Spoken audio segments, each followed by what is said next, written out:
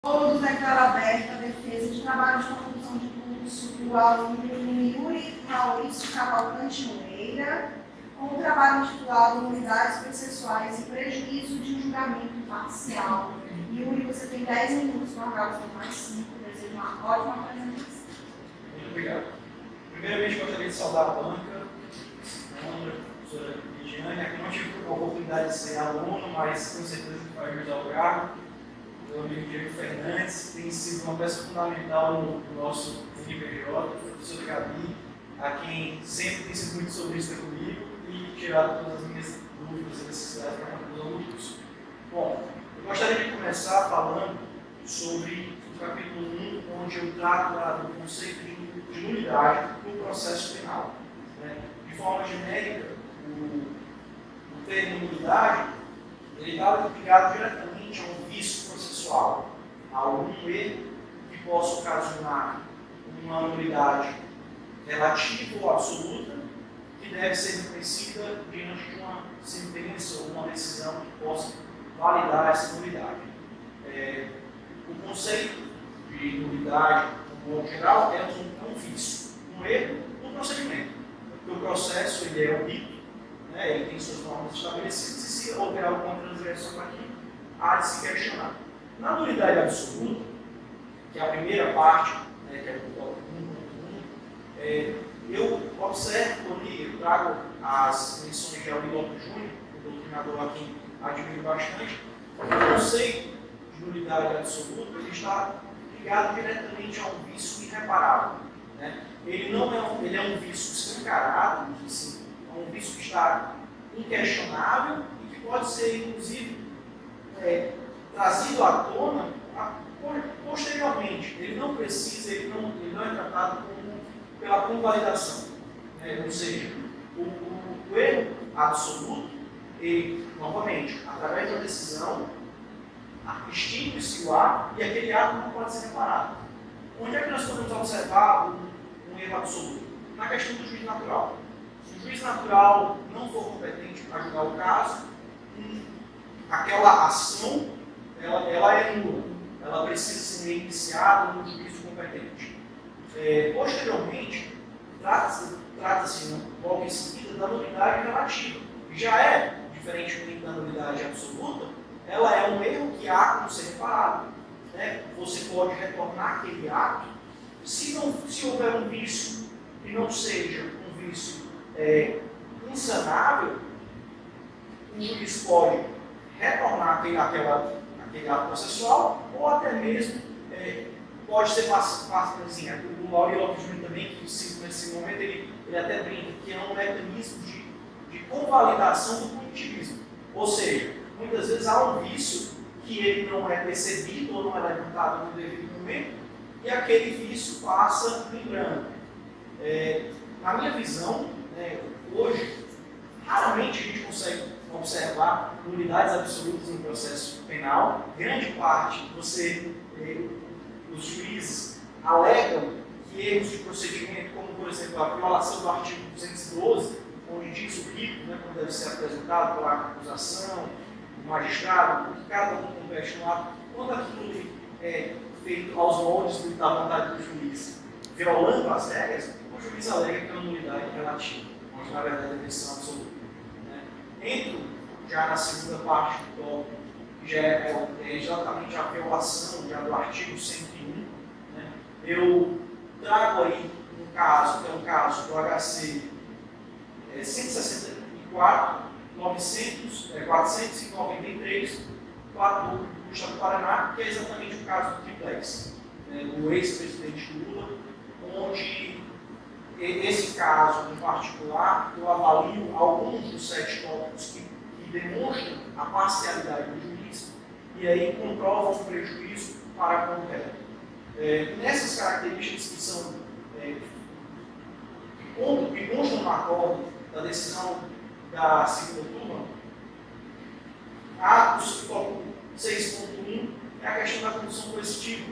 A condução coercitiva que ocorre que naquele período, naquele dado período do processo, ainda não havia um processo contra o ex-presidente, entretanto, não houve a intimação que é uma regra processual naquele período, não houve a intimação, mas houve uma condução desse tipo, violando o quê? A possibilidade do requerido ir por livre e espontânea vontade.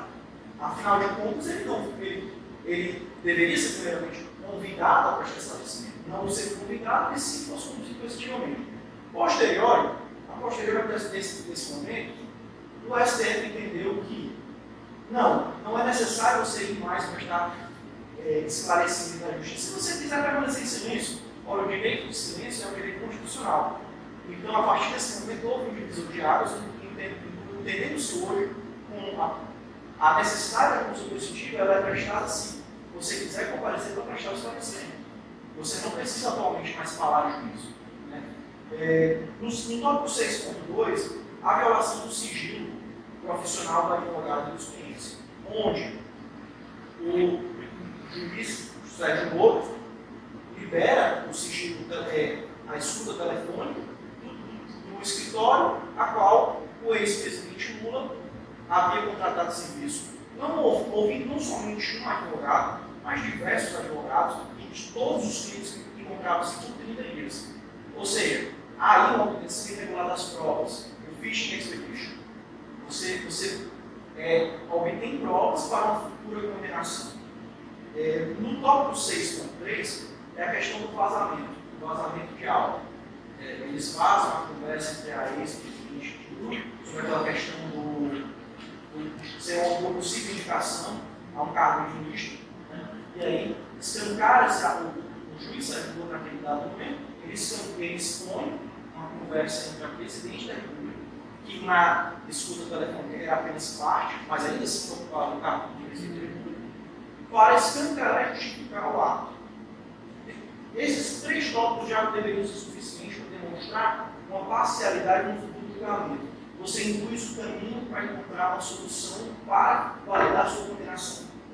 No quarto tópico, que é o último desses tópicos do caso concreto, há uma insubordinação e um desrespeito à hierarquia do processo, do ato processual em si, onde há um HC em favor, diga-se de passagem, acho que é um HC errôneo, mas houve sim um HC com um juiz do TRF4 que favorecia o réu na liberdade. O juiz saiu por até esse momento, além de encontrar-se de férias, pois ele encontrava-se fora do país, ele interviu diretamente para que não cumprimento daquela ordem judicial, que, se fosse feito corretamente, deveria ser o quê? Bom, cumpre essa ordem e, posteriormente, o outro juiz corrige ele, porque há tempo que havia um erro também naquele momento. O juiz que liberou não era competente para aquele, era um juiz comunista. Né? No tópico 2.1, que já é a questão do prejuízo, o entendimento sobre o prejuízo ao réu e à sociedade, na minha visão é muito claro. O que é que ocorre? Quando um réu passa por um rito processual que não é respeitado conforme a lei, ou seja, vou moldar o processo para os meus interesses. Isso não somente traz uma violação do direito dele, do direito constitucional, que está ligado diretamente com os princípios internacionais que o Brasil é signatário, ou seja, o Tratado de Direitos Humanos da Costa Rica, o Pacto de São José da Costa Rica, trata-se também de uma violação ao princípio de Bangalore, que é um princípio básico para o julgamento injusto. E você traz ali uma questão que é a imagem, a punição que o réu muitas vezes tem, mesmo com uma decisão que seja favorável no final, ela já está imposta pela sociedade. Uma vez passado pelo cárcere, eternamente será lembrado como bandido. Porque o cidadão comum não tem a obrigação de entender o processo penal. O cidadão comum ele simplesmente vai julgar pelo que ele viu. Quer ver, vai passar por uma prisão preventiva, nem que seja 2 terços para avaliar o mérito, se você é ou não condenado, que será avaliado no momento de instrução do julgamento, e vai ser inocentado. A sua vida inteira vai dizer que você foi preso. Então há um prejuízo aí. Esse não é um prejuízo somente para o réu, que ficará marcado eternamente, mas é um prejuízo para a sociedade que tem uma percepção do judiciário completamente favorável ao que acredita no cidadão comum, que não é entendedor de direito. ele dá o direito punido. Na minha visão, esse é um erro fundamental. As prisões preventivas no Brasil, que perduram por 9, 10, 12 meses, é um cumprimento de pena prévio. Não. Quem vai recuperar um ano e 8 meses? Ninguém, né? Isso consta, todas essas informações constam. A minha finalização sobre o tema do direito processual penal é que o meu entendimento para uma justiça mais eficaz é uma padronização mais séria em relação aos atos processuais, para que não haja flexibilização para uns ou para outros, observando a lei, que uma lei feita por si, para que todo aquele que estiver dentro do processo e que não agiu conforme sua competência, possa ser responsabilizado pelos atos, não somente o réu. O réu já vai ser responsabilizado ou não. Mas, por exemplo, caberia ao membro do Ministério Público perceber o quê? Bom, a aula do processamento não houve trânsito julgado ainda. Essa pessoa oferece isso? Não oferece? Um relaxamento de prisão seria cabido, de ofício também poderia o juiz fazer. Então, a prisão preventiva, mesmo quando relaxada, não atrapalha o final ou o desfecho do processo. Esse réu não vai, digamos, fugir ou atrapalhar outros provas, enfim, não abrir o processo. Na minha concepção, qual seria a resolução? Seriam buscarmos, além de uma maior neutralidade, uma maior padronização e respeito aos entendimentos dos tribunais superiores. Porque eles já versam sobre diversos temas que juízes de primeira instância muitas vezes no nosso entender. Você entra no tribunal, pensa que vai ser condenado. Bom, não sei se conseguir 10 minutos. Muito obrigada pela sua apresentação. Agora eu passo a palavra para a especialista, né, em direito penal. Você sabe que direito penal comigo é só cara de paisagem.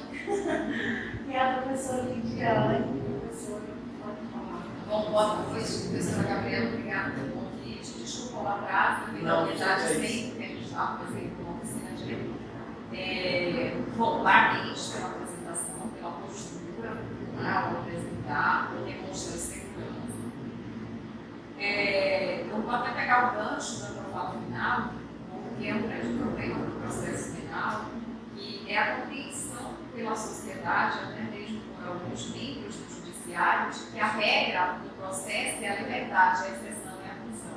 Né? Como você usou o Aguinaldo Júnior, então eu acredito, né, que você vai nessa esteira de pensamento dele, que é bastante garantista, né, um posicionamento de defesa, e ele vislumbra sempre muitas novidades, inconstitucionalidades, tudo para ele é nulo e inconstitucional. Né?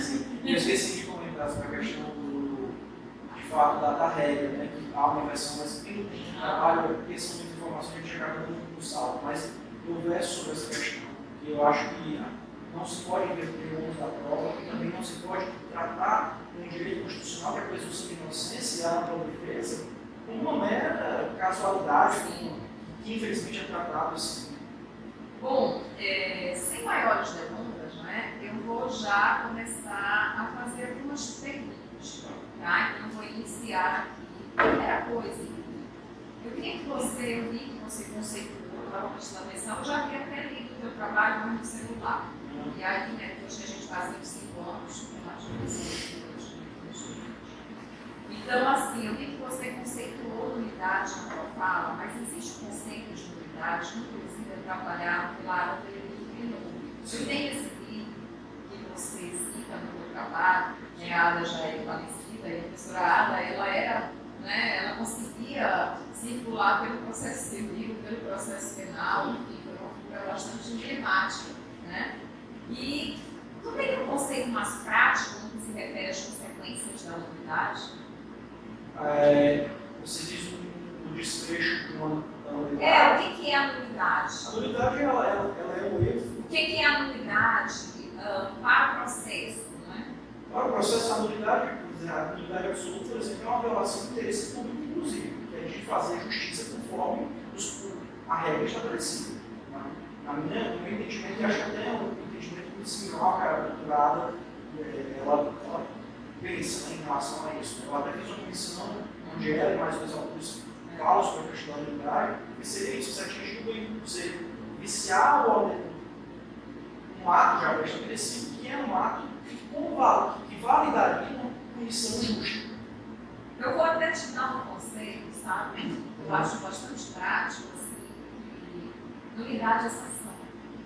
Pela inobservância dos procedimentos para a prática do ato. Podem ser esses procedimentos previstos na Constituição, né? Uma desconformidade, a gente daria a nulidade absoluta quando eu violo o princípio constitucional, como você traz a discussão do meu trabalho, mas assim como a prescrição é sanção, a nulidade também é uma sanção.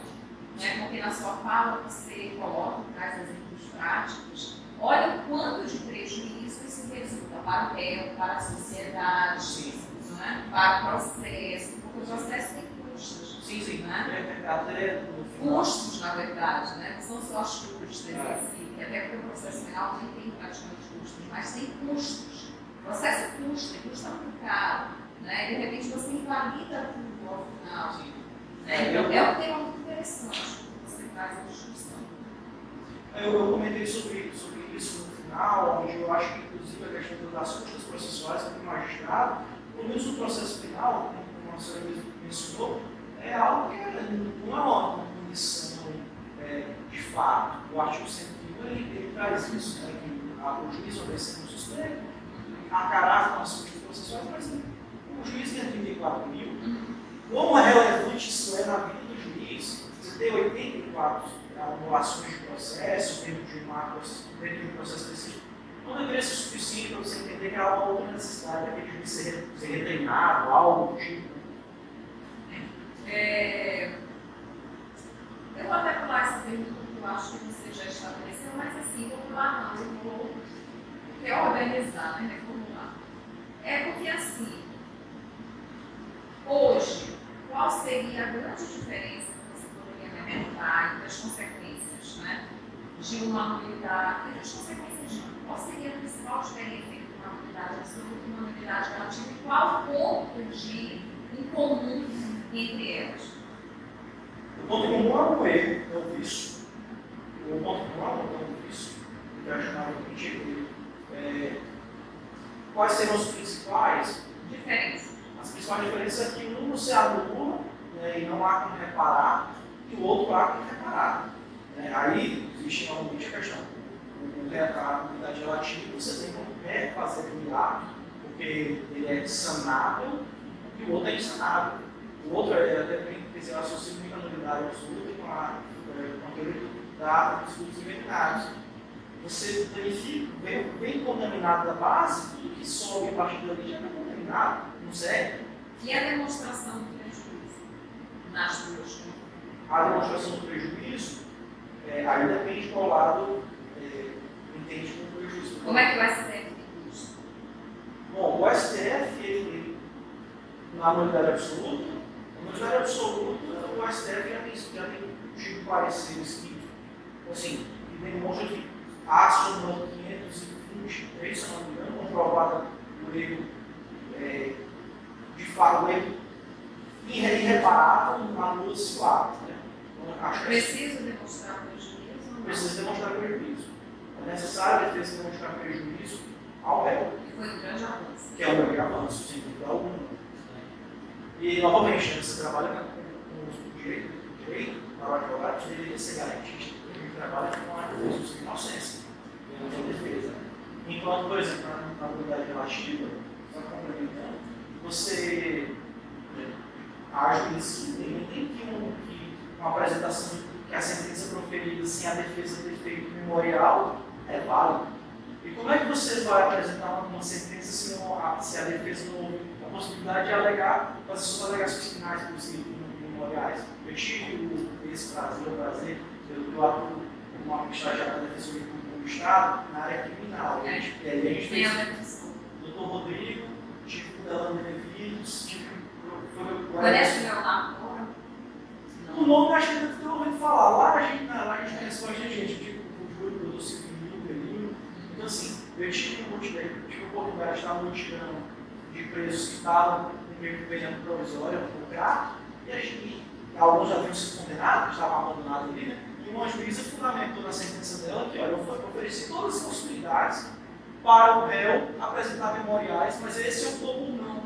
E em silêncio, esse concorda com a polícia.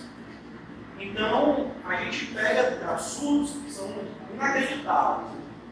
Eu já peguei processo pós-Constituição do Rio, que formei em 1991, em que a juíza usou o dispositivo do CPP, que está escrito, mas não foi recepcionado, que diz que o silêncio pode ser levado em consideração pelo juiz, ou seja, o famoso que cala consente. Aí eu misericórdia. Quem apresenta bastante disso é o Ministério Público, né? Você não está querendo falar, quem culpa no capô. Vou para finalizar a minha intervenção, que eu sei, né? Esses princípios de Bangalore que você chegou a estudar? Eu estudei, obviamente não me aprofundei, mas são apelações, até a modelo que são alguns aqui, eu não vou lembrar todos de cabeça. Quais você? Mas fiz a menção deles aqui. São princípios básicos, como juiz julgado, passei de forma imparcial. É muito interessante quando você alia a teoria com a prática. Estou lendo o livro da Luciana Lins, ministra, né, do STJ, que ela trata de audiências, tanto simples quanto criminais, na prática muito legal, sabe? A postura do juiz, das partes. Aí toda a tendência dela ficou muito legal para mim.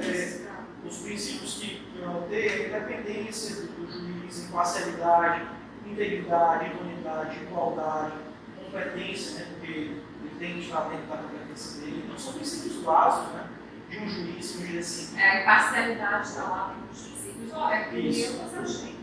Obrigado. Obrigada, muito obrigada por ter aceitado mesmo as condições que eu sei. Imagina. Só falei que não, mas tem problema nesse momento, mas hoje sexta-feira, desde quinta, né, que a gente se falou, quinta, queria muito a sua participação na banda, então eu tenho contato com a senhora, muito obrigada. Eu pedi que tivesse alguém penal, senão eu quero ter alguém penal, vai me dar mais segurança até, né, porque se for, no caminho certo. Hoje, parabéns. Obrigado, professor. E também agradecer o Diego, né, por aceitar muito participar dessa banda, vou passar a palavra para o Diego, advogado novo, da sala, já conhece. Aguardei. Pode falar. Bom, parabéns pela apresentação. O livro de trabalho hoje praticamente muito conhecido. Eu vou primeiro fazer uma observação no intuito de melhorar o trabalho, se eventualmente você for publicar, e depois uma segunda observação, mas em forma de pergunta. A primeira, eu assisti algum tempo atrás, eu vi algum tempo atrás uma entrevista com o Janot, na época, não é mais nem do Procurador-Geral da República, e ele falou da importância da mídia quando você vai, por exemplo, investigar e dar um processo penal contra uma pessoa poderosa. E aí remete àquela ação mãos brancos, lá da Itália, no filme, eu acho que pronto, e aí ele falou o quanto é importante a mídia, usar a força da mídia para clarear aquela obscuridade e conseguir tanto se proteger, isso como o Janot falou, tanto se proteger, quanto chegar à finalidade do processo. E ao mesmo tempo, nesse caminho, princípios constitucionais vão sendo jogados de lado, porque você tem como, por exemplo, as misérias do processo penal, como ele vai dizer que só de responder a um processo penal você já sofre aquela condenação da sociedade, como você comentou, e às vezes você estraga a reputação de uma pessoa que vive da reputação dela, que é uma pessoa pública, geralmente uma pessoa pública vive da sua reputação, então você estraga a reputação dela no processo e depois, se ela for inocente, você só colocou um artigo no jornal. Então, o que eu senti uma falta aí no seu trabalho foi você talvez abordar um pouco dessa questão, como foi usado, porque você traz aí não um exemplo qualquer de imparcialidade, mas um exemplo que foi muito notório. Então, eu senti um pouco a falta de você colocar isso no trabalho. Tem uma parte que eu falo sobre isso. Só que eu sinto como magistrado, mas poderia se aplicar exatamente à figura da acusação, que é exatamente assim, a manifestação popular não pode ser objeto de confirmação para o magistrado. E este não deverá sentir-se no caminho certo pelo clamor popular, pois a voz do povo, quando trata-se de justiça, dificilmente será a voz de Deus.